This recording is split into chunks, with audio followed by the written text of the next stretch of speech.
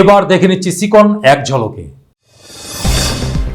তুফানগঞ্জ বিধানসভার বিধায়িকা মালতী রাভা রায় শিশু ও নারী কল্যাণ দপ্তরের মন্ত্রী হওয়ায় খুশির হাওয়া।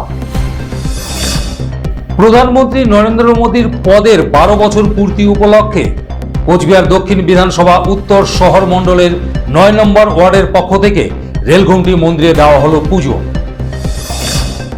গোপন সূত্রে খবর পেয়ে কুন্ডিবাড়ি ওভারব্রিজ এলাকা থেকে একটি দেশি বন্দুক ও 1 রাউন্ড কার্তুজ সহ এক ব্যক্তিকে গ্রেপ্তার করে কুন্ডিবাড়ি থানার পুলিশ।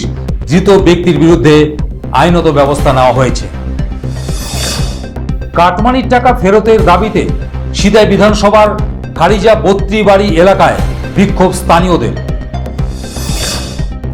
নরেন্দ্র মোদীর দীর্ঘায়ু ও পশ্চিমবঙ্গ সহ ভারতবাসীর মঙ্গল কামনায় কোচবিহারে হনুমান মন্দিরে পুজো দিলেন বিজেপির কর্মী ও সমর্থকেরা।